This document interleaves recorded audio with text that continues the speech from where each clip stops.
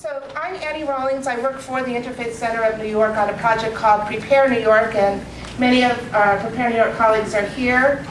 Prepare New York is a project created to create excitement and celebrate the diversity of religions in New York City, to promote religious tolerance, to bring people together in friendship and understanding across lines of religious difference, with some particular attention to education about Islam and the Sikh community, people who have been experiencing, as we all know, some very dangerous backlash since 9/11, really before even, and there's a very dangerous drumbeat afoot in areas of our country of Islamophobia. And so we are countering that with hope, unity, togetherness, with some trepidation, but certainly towards a vision of inter-community healing. So that's what this evening is about tonight. I don't know how I feel about the 10th year anniversary. Frankly, had it not been somebody reminding me, I probably wouldn't have thought about it. I'm more involved right now in the 20th anniversary of the Crown Heights riots, and working in the community to try and make sure that we don't return to uncivility or incivility in that community. So I don't know how I feel about it. I don't know how I feel on the day of. But I know for a fact that I couldn't do my work that I'm doing now without having been there and brought it with me into everything that I do. The day after September 11, one of my parishioners, and I'm a Mennonite, Mennonites do not go to war, she said, "Ruth, you have to help me. I am so full of hatred and anger for what happened here. You have to help me. I want to go take a bat over to the Arab stores on Jerome and trash them." She was a community organizer. She could have made it happen. Very diverse people. And then she said, "But I'm a Mennonite now. I can't do that. So you have to help me with these feelings." So it was, you teach us that Jesus says, love your enemies. So what do I do with my feelings? And so my work became not chaplaincy as such, but community spiritual care. And it just happened that the Mennonites, when we do disaster spiritual care, do it on a pretty informal basis. And one of our workers came into our congregation in a couple of days. And I knew this was happening, so I said to this woman, "Could you wait with the bats until you go through this training?" She said, "All right." So we did the training on how to sit with people who are in crisis. And the basic training was how to hush and hang around. The next day she called me and said, "Ruth, I'm organizing a prayer ritual outside my house. No more baseball bats." She had candles. She had 30 people from the community, and this is a very diverse, violence-prone neighborhood in the Bronx, gathered for prayer outside her ground floor apartment, including a Muslim man who took off his headdress and said, "I feel terrible about what happened here this week. Can we all just learn to be together? We're brothers and sisters." So the word harmony really stands out for me, and the importance for us to work at community resilience ahead of time to build exactly the kinds of interfaith relationships that we're talking about here. Very clear in my mind was a community organizing event that included Jewish, Muslim, Christian of several varieties, and Rasta representatives who were planning within a context of a Buddhist practice of what Thich Nhat Hanh calls cooking your potatoes before you eat them, working with your feelings before you put them out there. And we gathered people from the neighborhood, probably about 200 in the local public school, from all of these cultural and faith groups, and sat in groups of 2 or 3 and talked together about what 9/11 had been like for them. This was 2 or 3 weeks after the event. So it was doing mass disaster spiritual care.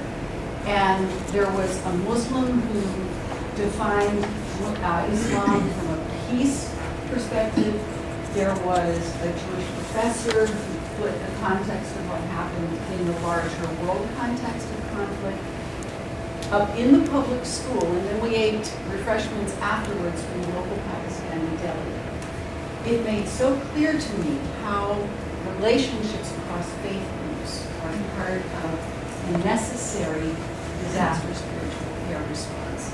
And then when I started representing Mennonite Disaster Service on the board of New York Disaster Interfaith Services, I saw this very same kind of connection across faith groups within our board, within staff, within the various communities we worked with. And I want to say that for me, my chaplaincy work was lowercase, and it was in the context of the community. But what came so clear to me is something that I think you might have referred to, Dr. Ashley, that unhealed and unaddressed trauma is going to result in violence, either toward oneself or toward that other.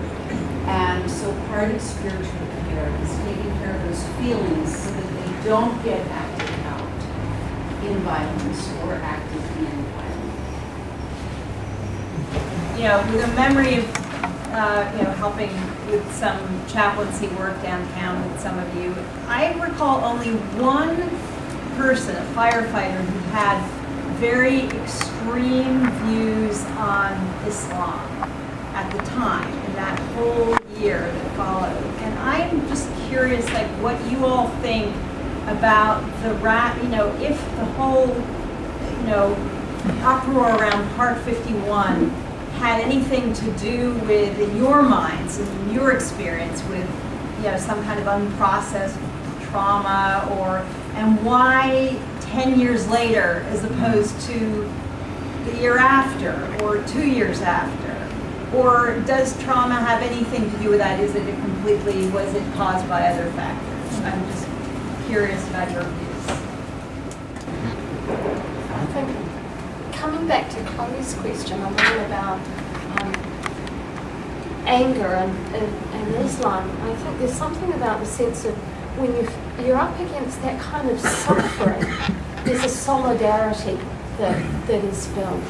And our hope is that that sense of solidarity can take us beyond our own community of remembrance or beyond our own community and be able to be alongside others. And that's one of the things that happened for me around 9/11, because I think one of the things was shown up was my own ignorance about Islam.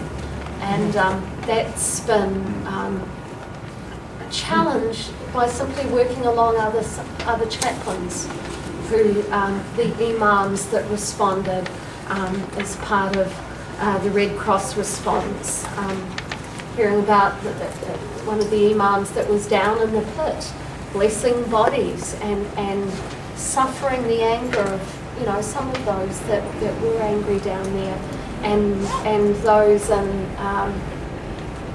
critical incident stress management training that I have become colleagues with around the table at NIDIS, and that's been the gift of it.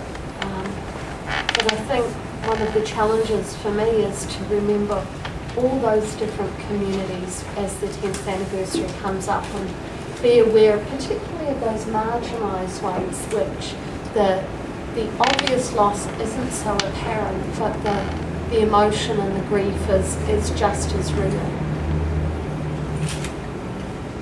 Also, in response to your question, Chloe, I think the solidarity, the group identity that happens in a trauma like that can be for good or for ill. And it depends on the narrative, especially of leaders who are telling us what this means. So if this means to my group that those bad people out there did this to me, then I can recognize them and I can put my anger out on them because I don't like to feel here. So the role of leaders in helping people do a narrative that says, beyond our grief, there is still empathy. And neurologically, our brains can't do empathy when we're triggered. So part of the work of grieving is to be able to recover the ability to really empathize beyond that. And so leaders can help their communities with that also. I was going to say too that spiritual leaders can help with the struggle of family members for whom every day is the 10th anniversary of 9/11. You know, no day is different than another, no year is different, and they're very concerned about the line between the public and the private. What they lost their family members, and this is becoming some family members I know have called it an extravaganza, a circus, political, whatever, and so